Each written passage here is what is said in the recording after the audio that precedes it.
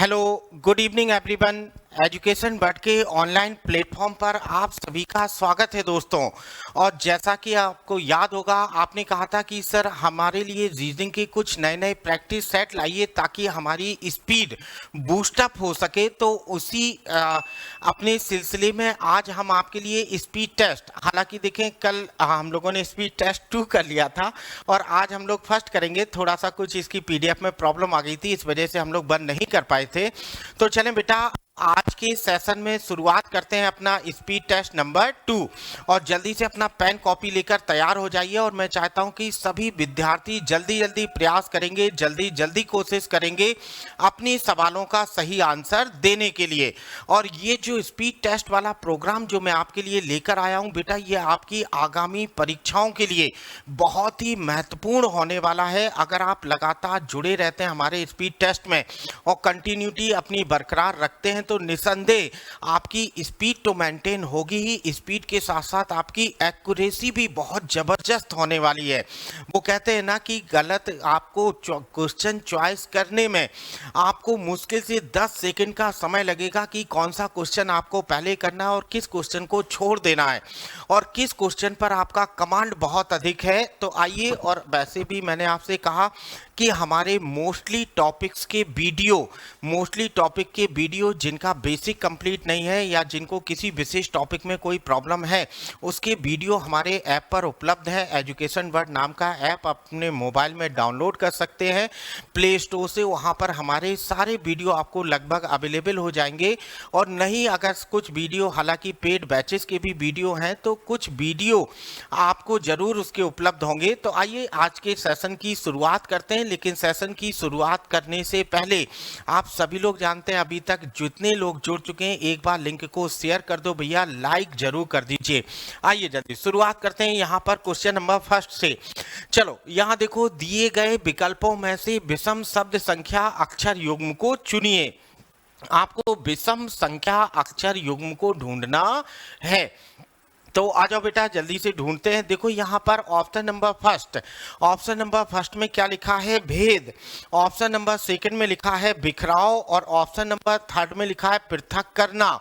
और option number fourth में लिखा है वर्गीकरण। चलो जल्दी से देखो और देखकर बताओ कि क्या सही आंसर होगा। देखो यहाँ पर इनका मीनिंग समझने का प्रयास करें। देखिए यहाँ लिखा है पृथक करना मतलब अलग करना, यही तो होगा। वर्गीकरण का मतलब भी वही होता है कि चार समान है, एक को अलग करना। बिखराव का मतलब एक साथ जुड़े थे, अब उनमें बिखराव हो गया, सभी के सभी अलग हो गए। लेकिन भेद हमारा यहाँ पर टोटली अलग है।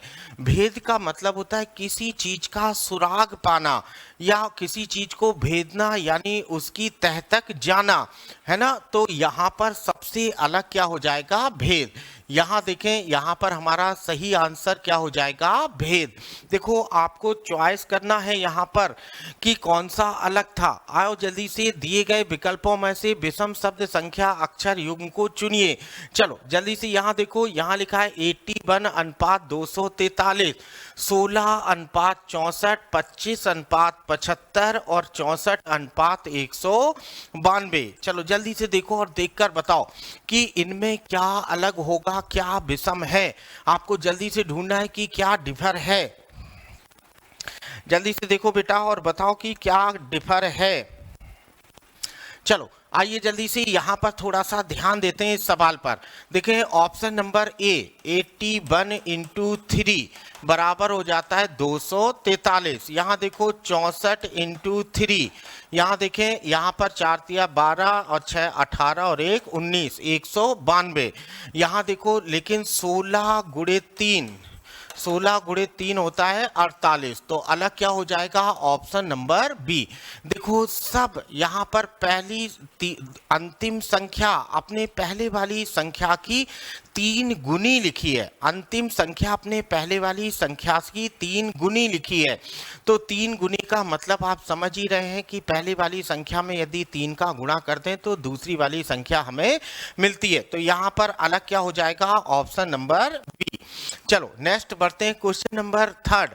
देखें दिए गए विकल्पों में से विषम शब्द या अक्षर को छांटिए। चलो जल्दी से देखो और देखकर बताओ कि क्या सही आंसर होगा। जल्दी से देखो बेटा, एस का मान 19, यू का मान 21, आई का मान 9, के का मान 11, पी का मान 16, एन का मान 14, 2 और ये 4 आपको दिखाई दे रहा है। यहां से यहां 2 इंक्रीज, यहां से यहां 2 इंक्रीज, यहां से यहां 2 इंक्रीज, लेकिन यहां से यहां 2 डिक्रीज हो रहा। Option number D. देखिए डी हमारा बिल्कुल सही आंसर होगा यहाँ पर, option number D. I hope clear हो रहा होगा आप लोगों को। और जल्दी से आगे बढ़ते हैं नेक्स्ट प्रॉब्लम की ओर। देखो क्वेश्चन नंबर 4। यहाँ लिखा है शब्द एब्सोल्यूट के अक्षरों को वर्णमाला के अनुसार व्यवस्थित करें तो कितने अक्षर अपने पूर्व स्थान पर होंगे। तो कितने अक्षर अपने पूर्व स्थान पर होंगे, मतलब ऐसे कितने अक्षर हैं जिनके स्थान में कोई परिवर्तन नहीं हुआ। तो आइए जल्दी से शब्द एब्सोल्यूट देखें। एब्सोल्यूट चलो आ जाओ जल्दी से। 1, 2, एस का मान 19, ओ का मान 15, एल 12, यू 21, 20 और ये 5। चलो इन्हें क्रम से बदलते हैं। ए बी 1, 2, 2 के बाद अब अगला डिजिट क्या आएगा, ये 5, तो यहाँ पर आ जाएगा ई 5। अच्छा 5 के बाद अगला डिजिट हमें क्या मिलेगा, 15 नहीं 12 मिलेगा, एल ये हो गया है 12 और यहाँ पर 15वां अक्षर ओ, 15 के बाद 19, 19वां अक्षर एस और फिर 20वां अक्षर टी और टी के बाद अगला अक्षर क्या मिलेगा, यू। तो चलो भाई यहाँ जरा ध्यान दो, शब्द था एब्सोल्यूट, एब्सोल्यूट। चलो अब यहाँ देखो कितने अक्षर ऐसे मिले जिनके स्थान में कोई परिवर्तन नहीं हुआ। 1, 2 यहाँ यहाँ यहाँ और ये 3। तो ऐसे कितने अक्षर मिल गए हैं जिनको वर्णमाला के अनुसार व्यवस्थित करें तो अपने कितने अक्षर पूर्व स्थान पर रहेंगे। तो कुल टोटल पूर्व स्थान पर कितने अक्षर रहेंगे, ये 3। देखें ए बी और टी इनके स्थान में कोई परिवर्तन नहीं हुआ। क्लियर है बेटा। आ जाओ जल्दी से। देखो समय थोड़ा सा कम है, स्पीड मेंटेन करनी है, तो बहुत ज्यादा वक्त नहीं लेना है, आपको जल्दी जल्दी बनाना है इन सवालों को। Question number 5। चलो भैया यहाँ देखो कोडिंग डिकोडिंग का सवाल है।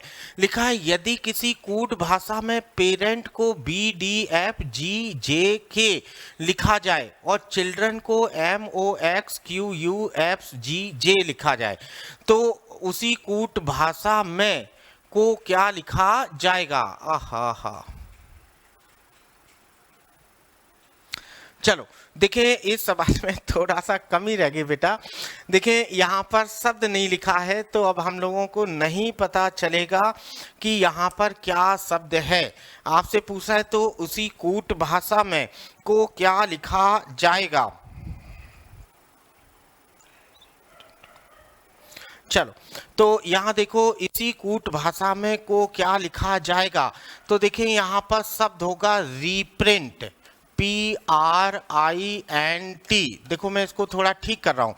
तो उस कूट भाषा में रीप्रिंट को क्या लिखा जाएगा। चलो अब जल्दी से देखो भाई, सवाल को मैंने ठीक कर दिया है। तो उस कूट भाषा में रीप्रिंट को क्या लिखा जाएगा। चलो आपको देखना है और देखकर बताना है कि क्या सही आंसर होगा।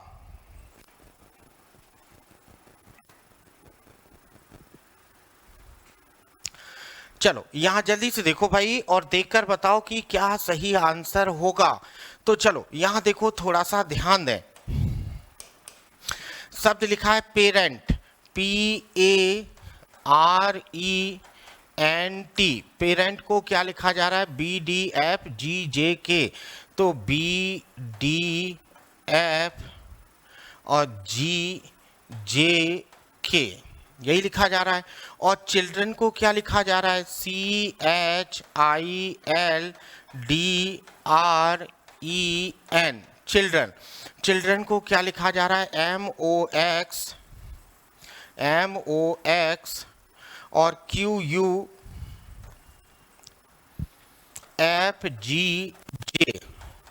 ये। अच्छा चलो बेटा आप जरा यहाँ समझो।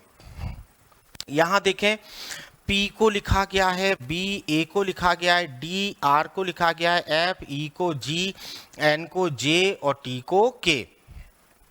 अब देखो यहाँ एफ जी जे देखो आर ई एन यहाँ लिखा है और आर ई एन यहाँ लिखा है, तो इसका मतलब है समान अक्षर के लिए समान अक्षर कोड के रूप में दिया है। देखो आर ई एन का कोड क्या लिखा है, एफ जी जे, आर ई एन का कोड क्या लिखा है, एफ जी जे। तो अब आपसे पूछा है रीप्रिंट, तो देखो यहां पर लिखा हमने R E P R I N T. चलो आर का कोड यहां देखो क्या हो जाएगा, एफ। ई का कोड यहां देखो क्या हो जाएगा, जी। पी का कोड यहां देखो क्या हो जाएगा, बी। और आर का कोड देखें क्या हो जाएगा, एफ। आई का कोड यहां लिखा है तीसरे नंबर पे, क्या हो जाएगा, एक्स। एन का कोड क्या हो जाएगा, जे। और टी का कोड क्या हो जाएगा, के। चलो F G B F X J K, F G B F X J K, option number B. B हमारा यहाँ पर करेक्ट आंसर होगा। देखो यहाँ पर कोडिंग डिकोडिंग में पी का कोड क्या लिखा है, यहाँ पर पी का कोड लिखा है बी, यानी समान अक्षर के लिए समान अक्षर ही कोड के रूप में लिखा है। तो आइए आगे बढ़ते हैं, अपने सेशन को आगे बढ़ाते हुए। यहाँ देखो क्वेश्चन नंबर, यहाँ अगला देखें क्वेश्चन नंबर 6 लिखा है, इस श्रेणी में प्रश्न चिन्ह के स्थान पर, इस श्रेणी में प्रश्न चिन्ह के स्थान पर क्या आएगा। चलो बताओ जल्दी से, यहां पर प्रश्न चिन्ह के स्थान पर क्या आएगा। चलो यहां देखो, यहां पर अगर हम लोग निकालें तो इन दोनों का डिफरेंस 85 और 58 का डिफरेंस, तो यहाँ पर 7 और यहाँ हो जाएगा 27। इन दोनों का डिफरेंस कितना है, 27। 58 और यहाँ लिखा है 40, तो यहाँ पर डिफरेंस कितना होगा, 18। देखो यहाँ पर डिफरेंस हो गया है 18 का, यहाँ पर डिफरेंस हो जाएगा 11 का। तो आप देखो जल्दी से, अब यहाँ पर जरा समझो, 11 और 7 और यहाँ पर 18 और 9, तो यहाँ पर डिफरेंस हो जाएगा 5 का। तो अब 5 जब इसमें घटाओगे तो 29 में से 5 घटा दोगे भैया, यहाँ क्या बचेगा, जल्दी से देखो। तो इसमें से 5 घटा दोगे 24, और यहाँ पर हमारा अंतर क्या हो जाएगा, यहाँ पर 3 का। तो यहाँ पर देखें हमारा कितना बचेगा, 23, ऑप्शन नंबर सी। ठीक, चलो यहाँ पर हमारा आंसर जल्दी से देख लो क्या सही आंसर होगा।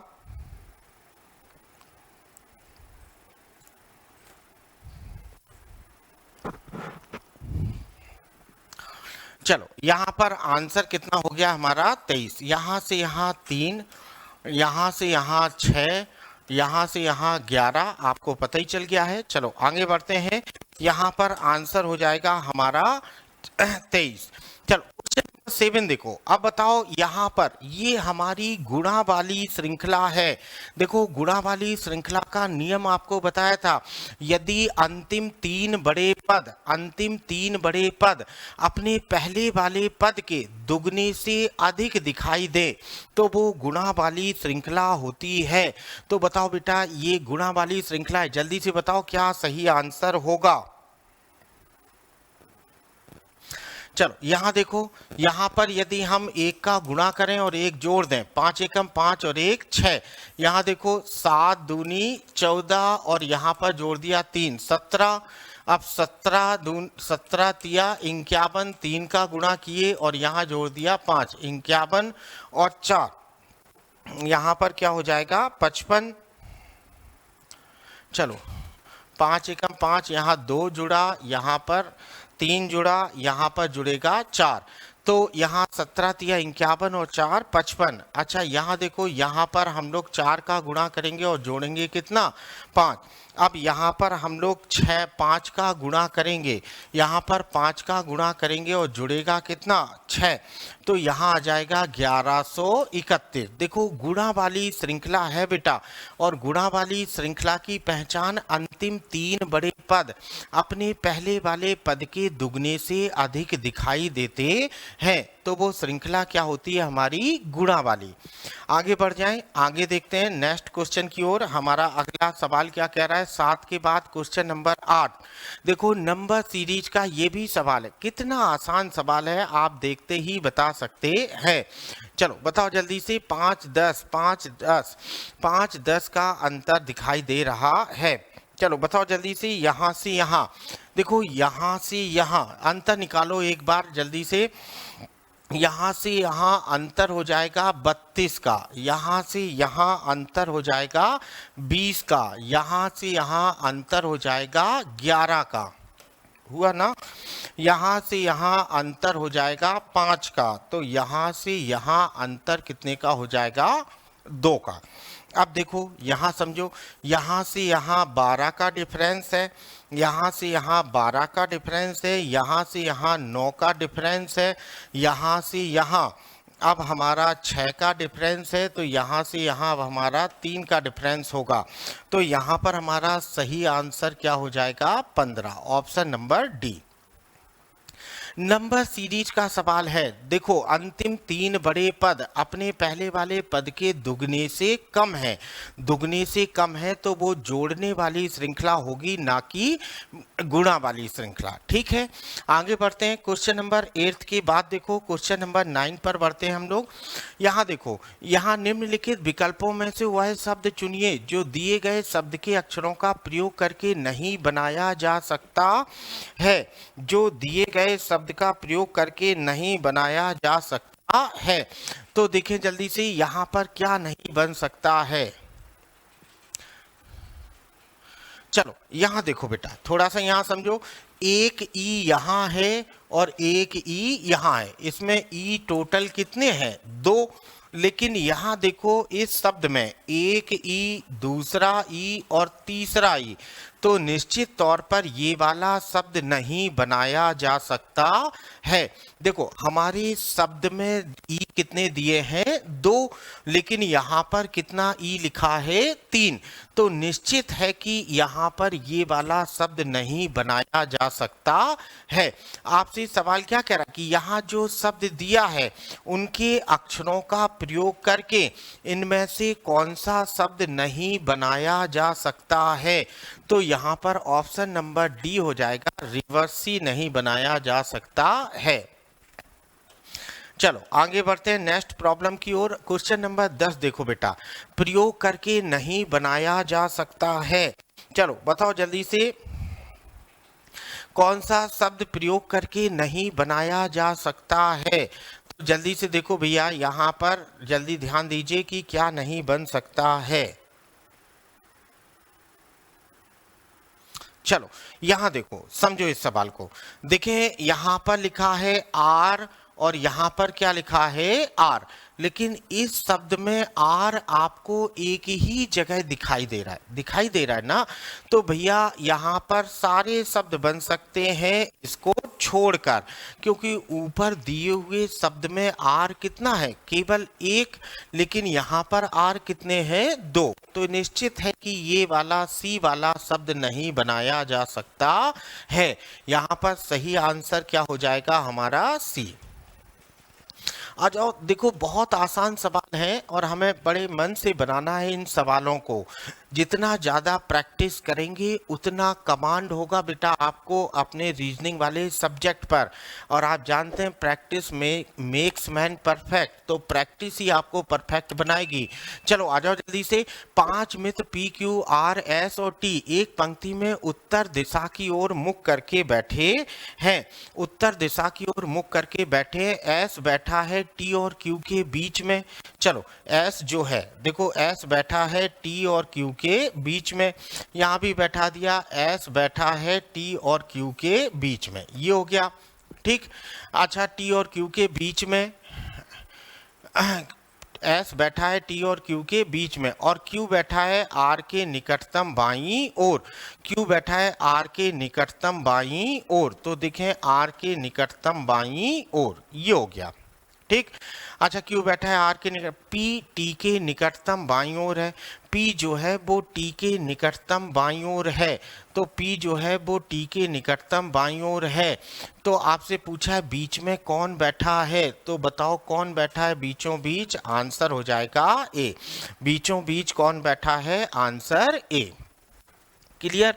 आ जाओ जल्दी से आगे बढ़ते हैं नेक्स्ट प्रॉब्लम की ओर। यहां देखो भैया, हाँ देखो डायरेक्शन का सवाल है। A B C D E 5 नगर एक दूसरे के निकट स्थित है। इनमें से ए जो वह बी के पश्चिम की ओर स्थित है, सी जो वह ए के दक्षिण में स्थित है। इनमें से ए जो बी के पश्चिम में, तो देखो बी के पश्चिम में कौन है, ए। पश्चिम दिशा यही तो होती है। अच्छा, पश्चिम में है। सी जो है वह ए के दक्षिण में स्थित है। सी जो है वो ए के दक्षिण में स्थित है। चलो ये हो गया। इसी प्रकार ई की स्थिति बी के उत्तर में, ई की स्थिति बी के उत्तर में है, तो हमने ये बना दिया ई के उत्तर में। देखो हम सभी जानते हैं 4 दिशाएं, ये नॉर्थ, ये साउथ, ये ईस्ट और ये वेस्ट है। ठीक। चलो बेटा, यहाँ पर क्या कह रहा है, बी के उत्तर में है और डी की स्थिति ई के पूरब में है। अब डी जो है वो पूरब में है ई के, तो हमने ये बना दिया है यहाँ पर डी। तो बताएं डी के संदर्भ में सी किस दिशा में है। चलो भैया आपको बताना है डी के संदर्भ में सी किस दिशा में है। तो अब देखो ये वाली दिशा, डी के संदर्भ में सी की दिशा, नीचे वाली दक्षिण और ये पश्चिम, आंसर होना चाहिए दक्षिण पश्चिम। अब दक्षिण पश्चिम कहाँ दिखाई दे रहा है, ऑप्शन नंबर ए में। ए में हमारा क्या लिखा है, दक्षिण पश्चिम। क्लियर है बेटा। आगे बढ़ते हैं नेक्स्ट प्रॉब्लम की ओर। जल्दी से आओ, देखो जल्दी से। यहाँ पर ब्लड रिलेशन का सवाल लिखा है आपके सामने। जल्दी से देखो, लिखा है एक पुरुष का परिचय देते हुए एक महिला ने कहा, तो कहने वाली कौन है, महिला। और परिचय किसका दे रही है, एक पुरुष का। एक पुरुष का परिचय देते हुए एक महिला ने कहा, इसकी माता, तो देखो हमने ये लिख दिया इसकी माता को। इसकी माता मेरे पिता की इकलौती पुत्री है। इसकी माता मेरे पिता की इकलौती पुत्री है। इकलौती पुत्री है, तो देखो इकलौती पुत्री है। जरा यहाँ समझो बेटा, यहाँ देखो कह रहा है इसकी जो माता है यानी ये वाली महिला मेरे पिता की इकलौती पुत्री है। इकलौती पुत्री तो स्वयं यही होगी, तो इसकी माता ही ये महिला होंगी। तो इस महिला को लिख दिया है यहाँ पर, मेरे पिता की इकलौती पुत्री। तो ये हमने बना दिया। तो आपसे पूछा है पुरुष महिला से किस प्रकार संबंधित है, तो ये पुरुष पुत्र हो जाएगा इस महिला का। तो हमारा सही आंसर क्या हो जाएगा, यहाँ पर पुत्र। क्लियर। आ जाओ जल्दी से नेक्स्ट प्रॉब्लम की ओर बढ़ते हैं। हमारा अगला वाला सवाल देखो, यदि माह की 5वीं तिथि मंगलवार को है तो माह के तीसरे शुक्रवार के 3 दिन बाद कौन सी तिथि होगी। चलो जल्दी से देखो और देखकर बताओ भाई क्या सही आंसर होगा। हाँ चलो, यदि माह की 5वीं तिथि मंगलवार को है तो हमने ये लिख दिया 5वीं तिथि को कौन सा दिन है, मंगलवार। चलो ये हो गया। यदि माह की 5वीं, तो माह की पहली तिथि को देखें, माह की पहली तिथि को कौन सा दिन हो जाएगा, यहाँ पर हो जाएगा हमारा शुक्रवार। देखें माह की पहली तिथि को हमारा दिन क्या हो जाएगा, शुक्रवार। देखो 5 तारीख को मंगलवार है तो 4 तारीख को सोमवार, 3 तारीख को रविवार, 2 तारीख को शनिवार और 1 तारीख को यहाँ पर क्या हो जाएगा, यहाँ पर शनिवार से पहले क्या आता है, शुक्रवार। तो माह की पहली तिथि को शुक्रवार। अब तीसरा शुक्रवार, देखो तीसरा शुक्रवार, चलो भाई, आप देखो पहली तारीख को शुक्रवार है, दूसरा और फिर तीसरा शुक्रवार का है, कहाँ दिया है, माह के शुक्रवार के 3 दिन बाद कौन सा दिन होगा। शुक्रवार के 3 दिन बाद कौन सी, 15 तारीख के 3 दिन बाद की तिथि। तो देखो यहाँ लिखा 15 तारीख के 3 दिन बाद की तिथि, तो यहाँ पर कितनी हो जाएगी, 19। तो हमारा सही आंसर क्या हो जाएगा यहाँ पर, 19। क्लियर बेटा, आ जाओ जल्दी से अगले वाले सवाल की ओर बढ़ते हैं। यहाँ देखो, निम्नलिखित में से कौन सा अधिवर्ष ईयर नहीं है। चलो यहाँ जरा ध्यान दो, यहाँ हमने एक सिंपल सी बात बताते हैं, लीप वर्ष का अधिवर्ष। लीप वर्ष क्या होता है, ऐसा वर्ष जिसमें हमारा 4 का पूरा पूरा भाग चला जाए, या इसी को हम लोग कहते हैं लीप वर्ष की शताब्दी। तो देखो लीप वर्ष की शताब्दी में हम लोग कितने का भाग देते हैं, 400 का। तो देखें इसमें 400 का पूरा पूरा भाग जा रहा है, तो ये लीप ईयर का होगा। इसमें 400 का पूरा पूरा भाग नहीं जा रहा, तो ये हो जाएगा साधारण वर्ष। ठीक, तो ऐसा शताब्दी वर्ष जिसमें 400 का पूरा पूरा भाग चला जाए, लीप वर्ष की शताब्दी होता है। तो आई होप आप सबने एंजॉय किया होगा, आप सबको बहुत पसंद आया होगा आज की ये 15 क्वेश्चन। अगले वीडियो में अगले क्लास के साथ फिर से मिलेंगे तेज स्पीड के साथ, स्पीड बूस्टर प्रोग्राम में मिलते हैं अपने अगले क्लास में। आज के लिए इतना ही। Thank you all of you.